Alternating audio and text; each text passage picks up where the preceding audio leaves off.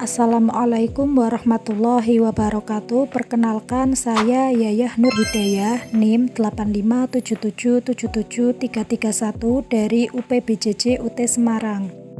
Pada praktikum ini, saya akan melakukan percobaan pencemaran lingkungan, yaitu pengaruh deterjen terhadap perkecambahan.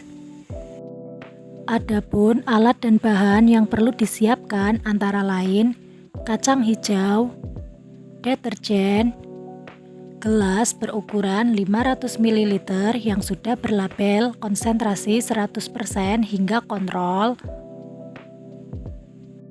gelas berukuran 250 ml yang sudah berlabel konsentrasi 100% hingga kontrol, sendok, gelas takar air berukuran 1000 ml, gelas dengan ukuran 500 ml, air ledeng secukupnya, dan aluminium foil.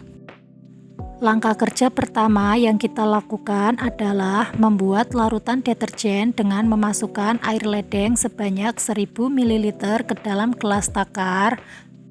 Lalu, masukkan deterjen ke dalam air tersebut dan aduk hingga rata.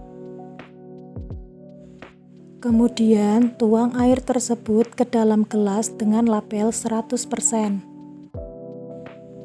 Setelah itu, tambahkan 500 ml air ledeng dan tuangkan ke dalam gelas dengan label 50%. Tambahkan lagi 500 ml air ledeng dan tuangkan ke dalam gelas dengan label 25%. Tambahkan lagi air ledeng sebanyak 500 ml dan tuangkan ke dalam gelas dengan label 12,5%. Tambahkan lagi air ledeng sebanyak 500 ml dan tuangkan ke dalam gelas dengan label 6,25%. Tambahkan lagi 500 ml air ledeng dan tuangkan ke dalam gelas dengan label 3,1%. Dan terakhir, pada gelas dengan label kontrol, tambahkan air ledeng murni tanpa larutan deterjen. Selanjutnya, rendam biji kacang hijau dan buang biji yang mengapung. Lalu, masukkan biji kacang hijau yang terendam tadi secara bertahap ke dalam gelas yang berisi air larutan dengan konsentrasi 100% hingga gelas yang berisi air ledeng murni dengan konsentrasi kontrol. Sambil menunggu kacang hijau terendam selama kurang lebih 5 menit, kita masukkan kapas sebagai media tanam ke dalam gelas berukuran 250 ml secara bertahap, dari gelas berlabel kontrol hingga berlabel 100%. Selanjutnya, kita akan berikan air larutan tersebut ke dalam kapas sesuai dengan label. Jika gelas tersebut berlabel kontrol, maka kita akan beri larutan kontrol.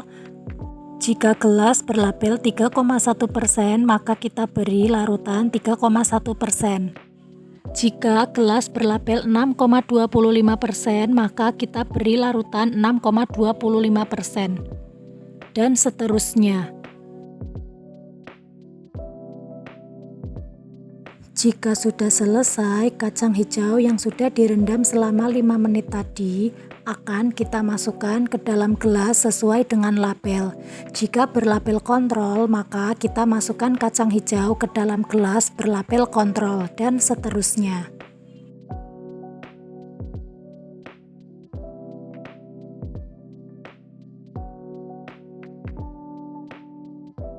Selanjutnya, tutup gelas yang sudah berisi kacang hijau tersebut menggunakan aluminium foil atau kertas timah. Fungsi dari aluminium foil tersebut untuk menghalangi masuknya cahaya yang dapat mempengaruhi pertumbuhan kacang hijau. Jika sudah selesai, kita simpan kacang hijau tersebut untuk dicek perkembangannya setelah 24 jam. Setelah disimpan selama 24 jam, terlihat kacang hijau dengan konsentrasi tinggi mengalami pertumbuhan yang lambat. Dan pada konsentrasi tinggi ini terlihat ada beberapa biji kacang hijau yang warnanya berubah menjadi kecoklatan. Selanjutnya, Kita lakukan pengukuran pertumbuhan kecambah satu persatu, mulai dari gelas yang berlabel kontrol hingga gelas yang berlabel konsentrasi 100% atau sebaliknya, menggunakan penggaris atau mistar. Di sini saya menggunakan satuan milimeter dan catat hasilnya pada tabel pengamatan.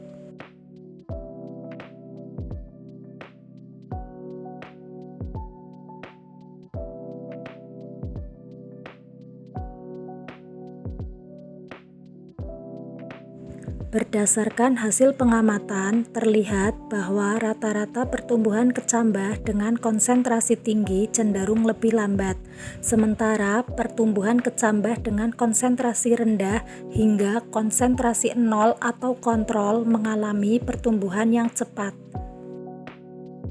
Kemudian kita tutup kembali kacang hijau yang sudah diukur pada hari pertama untuk kemudian diukur kembali perkembangannya pada hari kedua atau setelah 48 jam. Nah, ini hasil pertumbuhan kecambah selama 48 jam. Terlihat kecambah dengan konsentrasi tinggi mengalami pertumbuhan yang sangat lambat, bahkan ada yang tidak tumbuh. Sementara kecambah dengan konsentrasi 0 atau kontrol mengalami pertumbuhan yang sangat pesat. Kemudian, lakukan pengukuran kembali satu persatu biji kecambah dan tulis hasilnya pada tabel. Dari hasil pengamatan, terlihat biji kecambah dengan konsentrasi tinggi tetap mengalami pertumbuhan di hari kedua ini. Namun, pertumbuhannya sangat lambat. Sementara kecambah dengan konsentrasi 0 atau kontrol mengalami pertumbuhan yang sangat pesat dari hari sebelumnya. Berikut gambar grafik rata-rata pertumbuhan kecambah per konsentrasi. Grafik dengan warna biru menunjukkan rata-rata 24 jam dan grafik warna abu-abu menunjukkan rata-rata 48 jam. Apabila kita amati pada grafik pertumbuhan kacang hijau masing-masing konsentrasi setiap 24 jam, pertumbuhan akar semakin panjang, namun laju pertumbuhannya berbeda-beda. Semakin tinggi konsentrasi larutan deterjen, maka semakin lambat laju pertumbuhan akar kacang hijau. Kesimpulannya adalah pertumbuhan tanaman dipengaruhi oleh beberapa faktor, yaitu faktor dari dalam karena gen dan hormon, serta faktor dari luar seperti cahaya, suhu, air, media, dan kondisi lingkungan. Kondisi lingkungan memberikan pengaruh terhadap pertumbuhan tanaman kacang hijau. Lingkungan yang tercemar oleh limbah dapat menghambat laju pertumbuhan tanaman kacang hijau. Salah satunya pencemaran air oleh limbah deterjen. Hal ini ditunjukkan pada hasil praktikum di mana semakin tinggi konsentrasi larutan deterjen, maka semakin rendah laju pertumbuhan kacang hijau. Sekian praktikum dari saya ini. Terima kasih. Wassalamualaikum warahmatullahi wabarakatuh.